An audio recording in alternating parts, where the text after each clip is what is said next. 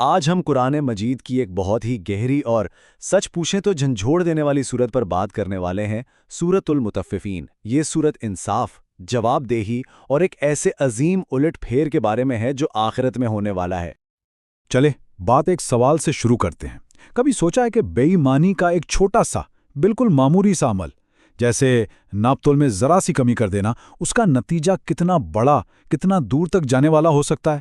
یہ صورت اسی سوال کا گہرائی سے جواب دیتی ہے۔ تو سب سے پہلے آئیے صورت کے بالکل مرکزی خیال کو سمجھتے ہیں، وہ چیز جس سے صورت کو اپنا نام ملا ہے، ناپ تول میں کمی۔ اچھا، تو یہ المطففین ہیں کون؟ قرآن نے ان کی تصویر بالکل صاف کھینچی ہے۔ یہ وہ لوگ ہیں جو جب دوسروں سے کچھ لیتے ہیں تو پورا پورا وصول کرتے ہیں، ایک ذرہ بھی کم نہیں، لیکن جب دوسروں کو دینے کی باری آتی ہے تو ہاتھ کھینچ لیتے ہیں، ڈنڈی مار جاتے ہیں۔ یہ ایک معاشی دھوکہ دہی ہے، لیکن اس کی جڑیں بہت گہری ہیں۔ اور دیکھیں سورت کا آغاز ہی کتنا چونکا دینے والا ہے، ایک زبردست وارننگ کے ساتھ، وَيْلٌ لِّلْمُطَفِّفِينَ، یعنی بربادی ہے، ہلاکت ہے ڈنڈی مارنے والوں کے لیے۔ یہ کوئی معمولی بات نہیں، یہ ایک بہت ہی سنگین، بہت ہی وزنی انتباہ ہے۔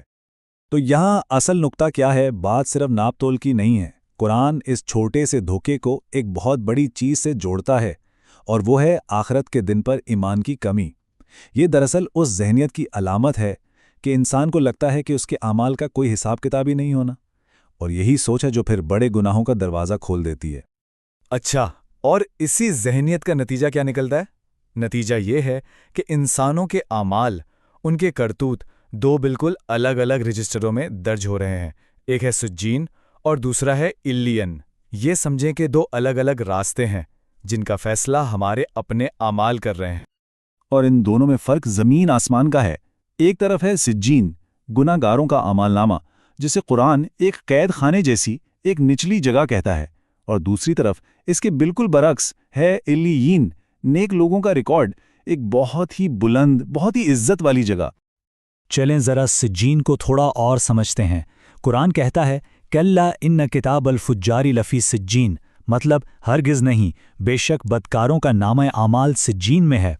یہ کوئی عام کتاب نہیں ہے، یہ ایک ایسا پکا رجسٹر ہے جس میں ہر برائی، ہر گناہ درج ہے، اور اس سے بچ نکلنے کا کوئی راستہ نہیں۔ اور اب اس کے بالکل الٹ دیکھیے، نیک لوگوں کا یعنی ابرار کا اعمال نامہ کہاں ہے؟ وہ ہے علیین میں۔ کلا ان کتاب الابرار لفی علیین۔ یہ ایک اعزاز کی جگہ ہے، اور اس کی گواہی کون دے رہا ہے؟ اللہ کے مقرب فرشتے۔ اس سے یہ پتہ چلتا ہے کہ نیکی کبھی ضائع نہیں ہوتی، اسے بہت عزت کے ساتھ محفوظ کر لیا جاتا ہے۔ ٹھیک ہے، تو اب جب ہم نے ان دو رجسٹرز سجین اور علیین کے بارے میں جان لیا ہے، تو آپ دیکھتے ہیں کہ جن لوگوں کا ریکارڈ سجین میں ہے ان کا انجام کیا ہوتا ہے۔ قرآن ان کی حالت کی پوری تصویر کشی کرتا ہے۔ ان کے دلوں پر ان کے لگاتار گناہوں کی وجہ سے ایک زنگ سا چڑھ گیا ہے۔ دنیا میں ان کا غرور اور تکبر ایسا تھا کہ وہ ایمان والوں پر ہنستے تھے، ان کا مذاق اڑاتے تھے، لیکن آخرت میں ان کے لیے سب سے بڑی سزا کیا ہوگی؟ وہ اپنے رب کے دیدار سے محروم کر دیے جائیں گے۔ ذرا سوچئے یہ کتنی بڑی محرومی ہوگی۔ تو یہ تو ہوئی ایک طرف کی بات۔ اب آتے ہیں تصویر کے دوسرے روشن رخ کی طرف۔ ان لوگوں کا کیا انعام ہے جن کے اعمال علیین میں لکھے گئے ہیں؟ ان کا انجام وہ تو بالکل ہی مختلف ہے۔ وہ جنت کی نعمتوں میں ہوں گے، ہر طرف خوشی ہی خوشی، خوبصورت آراستہ تختوں پر بیٹھے ہر طرف کے نظارے کر رہے ہوں گے۔ ان کے چہروں پر ایک خاص چمک ہوگی، خوشی اور تازگی کی چمک، اور انہیں ایک خاص قسم کی مہر لگی ہوئی شراب پیش کی جائے گی جو پاکیزگی اور بے انتہا عزت کی نشانی ہے۔ قرآن اس منظر کو کچھ یوں بیان کرتا ہے، ان الابرار لفی نعیم علی الارائک ینظرون۔ بے شک نیک لوگ بڑی نعمتوں میں ہوں گے، مسندوں پر بیٹھے دیکھ رہے ہوں گے۔ یہ صرف کوئی مادی آسائش نہیں، یہ ایک روحانی سکون، ایک حقیقی خوشی کی کیفیت ہے۔ اور اب ہم پہنچتے ہیں اس صورت کے کلائمیکس پر، وہ لمحہ جہاں سب کچھ، سارا منظرنامہ ایک دم سے الٹ جاتا ہے۔ اس عظیم الٹ پھیر کو سمجھنے کے لیے ہمیں ایک لمحے کے لیے دنیا کی صورتحال کو یاد کرنا ہوگا۔ قرآن ہمیں یاد دلاتا ہے کہ جو مجرم لوگ تھے وہ ایمان والوں پر ہنسا کرتے تھے، ان کا مذاق اڑاتے تھے، انہیں حقیر سمجھتے تھے۔ اور یہی اس صورت کا مرکزی پیغام ہے، ایک زبردست الٹ پھیر۔ دنیا میں جو طاقت کا توازن تھا، آخرت میں وہ 180 ڈگری پر گھوم جائے گا۔ جو دنیا میں ہنستے تھے وہ آخرت میں روئیں گے، اور جن پر دنیا میں ہنسا جاتا تھا وہ آخرت میں ہنسیں گے، خوشی منائیں گے۔ اور پھر آتی ہے وہ آیت جو اس سارے معاملے پر مہر لگا دیتی ہے، فَالْيَوْمَ الَّذِينَ آمَنُوا مِنَ الْكُفَّارِ يَضْحَكُونَ، پس آج ایمان والے کافروں پر ہنس رہے ہیں۔ یہ ہے خدائی انصاف کا حتمی اعلان۔ آج فیصلے کے دن ہنسنے کی باری ایمان والوں کی ہے۔ تو آخر میں اس پوری صورت سے ہمیں سبق کیا ملتا ہے؟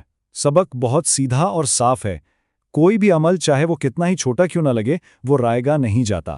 ناپ تول میں کی گئی ایک چھوٹی سی بے ایمانی ہو یا ایمان والوں پر کسی کی ایک طنزیہ ہنسی، ہر چیز کا حساب ہونا ہے، اور خدائی انصاف آخرکار ہر چیز کو اس کی صحیح جگہ پر رکھ دے گا، ایک مکمل توازن قائم ہو جائے گا۔ تو یہ ساری بات ہمیں ایک بہت اہم سوال پر لا کر چھوڑ دیتی ہے۔ یہ جاننے کے بعد کہ ہر عمل تولا جائے گا، ہم اپنی زندگیوں میں انصاف اور ایمانداری کو کیسے قائم رکھ سکتے ہیں؟ ہم ایسا کیا کریں کہ آخرت میں ہمارے اعمال کا ترازو ہمارے حق میں جھکے؟